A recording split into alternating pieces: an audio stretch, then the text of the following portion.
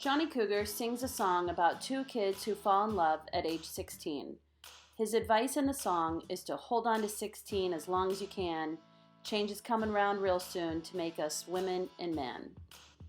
This could easily be my parents' and grandparents' stories, but what I learned about them while doing this project is that the decisions they made in their youth didn't just affect them, it affected all of us in the family and shaped me into the woman I am today. This is the story of being a Hawkins, a Montani, a Baines, and a Decker. My grandfather Hawkins used to say that his family was like Heinz 57 sauce. Not quite ketchup, not quite mustard, but a perfect blend of secret sauce. What I think he meant was that though two different languages were spoken in his house, though he and his wife came from very different economic backgrounds, and none of them matched the skin tones of their neighbors, he loved his family, and it was just perfect for him. My mother's father was Charles Hawkins. He grew up in St. Louis, Missouri, before joining the Army and being stationed at Presidio in San Francisco. He is rumored to have Native American ancestry, and his ruddy skin tone and dark eyes seem to speak to it, but it is highly debated in our family. He met his wife, Natividad Castro Prada, while living on the Army base. Both the Castros and the Pradas were some of the original Spanish settlers in Manila, Philippines, when Spain settled that land. Both families were rich property owners, and Natividad grew up with cooks and servants and boarding school education. After World War II ended, Natividad immigrated to the U.S. and lived with her cousin, who introduced her to Charles Hawkins. According to my mother, the two fell in love immediately and married within 2 months of her arriving to the U.S. Eventually, they encouraged her mother to also immigrate, and later the entire family moved to Indianapolis when the Army stationed him at Fort Benjamin Harrison. Neither Natividad nor her mother ever worked for a living. Having been raised by a wealthy tobacco farm owner, Natividad had no reason to attend college or gain any special skill that would help her join the workforce. Her mother never learned English, and neither woman could cook to save their lives.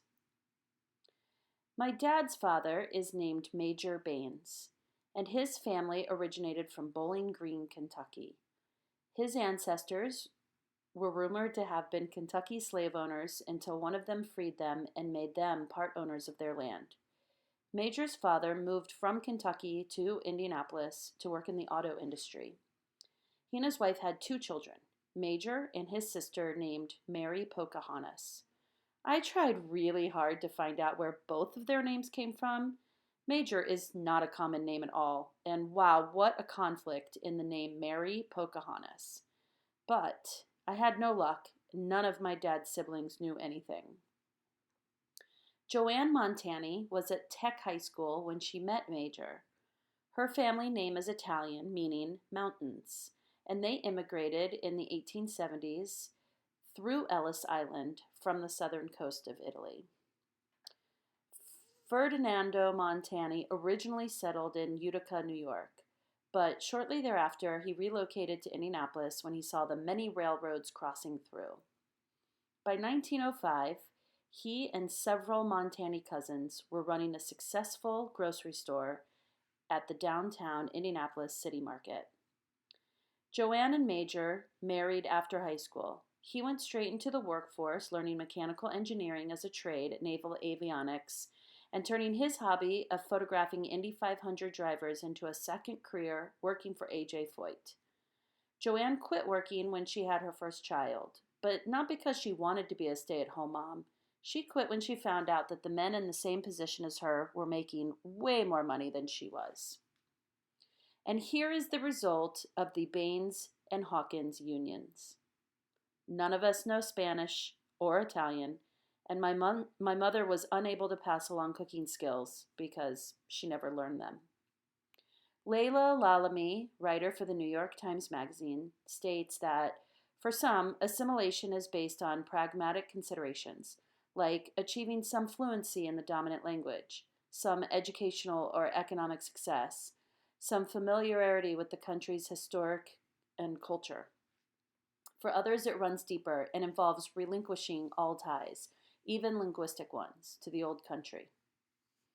For both sides of my family, it seems like choices to assimilate were more about cutting ties than for gaining upward mobility.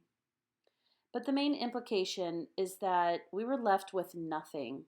We were left without the rich culture of our Spanish or Italian ancestors.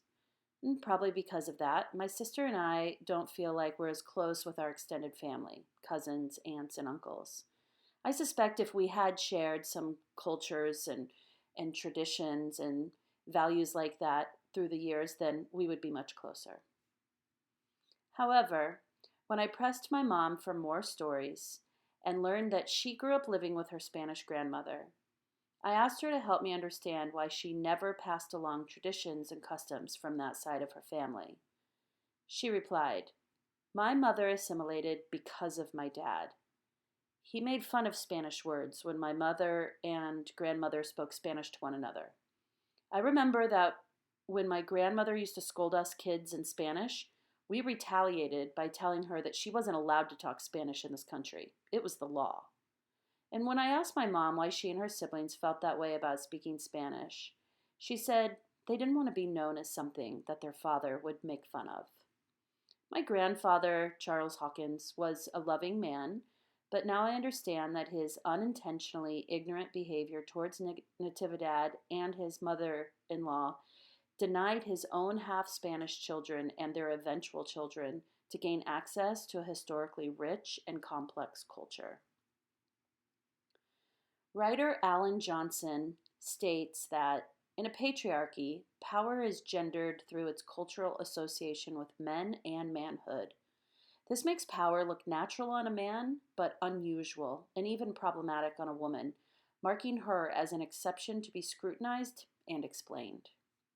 Johnson's definition describes the house in which I grew up. All my first memories revolve around my dad and his patriarchal rule. I'll begin with the best irony that could possibly have happened in putting together a presentation like this. When I called my mom to ask her a few questions about all this family history, she said, "Oh, Les, I can't help you right now. Your father's sitting next to me and he's watching his news." My dad's name is Robert Baines. That he was a typical 1970s patriarchal husband and father isn't an original or an interesting story. What makes it much more complex is that he wasn't the breadwinner of the house. And while that wasn't the cause of tension or problems, it's the fact that he just kind of ignored that she was more financially successful than he was, and he continued to act like a tyrant. My mother, Mary, married my dad at the age of 17. By 1975, she was the mother of 2 kids and employed as a secretary at Motorola. By 1995, she had successfully worked her way up the corporate ladder to be the leading sales rep in the Midwest. And by 1998, she earned Motorola's highest award for sales. She said she could count on one hand the number of women in her industry who worked at that level. She retired in 2008 when both her boss and his boss were both younger than her. I was extremely proud for having a successful working mother, unlike many of my friends whose mother worked and volunteered with the PTO at school. However, I also remember that my mother, who spent all day making deals with the very people who made cell phones what they are today, she had to come home and put dinner on the table by 6 p.m. because that's what time my father liked to eat. At dinner, my dad told stories about his workday while we listened and laughed at all of his jokes. But stories of my mother's workday were barely tolerated, blew off by the roll of his eyes, like, "Yeah, right, what do women know about business?" When we went out as a family, my dad was always the driver, and we acted like it was totally normal for him to complain about all the female drivers getting in his way. Throughout my childhood, women were judged based on appearances, and when there wasn't something to nitpick about appearance, then it was about the way she talked or ate or drove. We couldn't visit a friend's house for dinner without him complaining about the woman there. It was something she said or how she said it or something she was wearing. And while my father was sometimes affectionate to my mother, he never hugged or kissed us girls. My first memory of hugging my dad or having his full embrace of his arm around me was at my wedding in 1999. My sister and I talk often about growing up as the daughters of Robert Baines. We both feel the tension between seeing our mom as weak and inferior, but also loathing the way he treated her and women in general. We get angsty around holidays about how dad is going to treat mom, and we strategize how we might control the situation.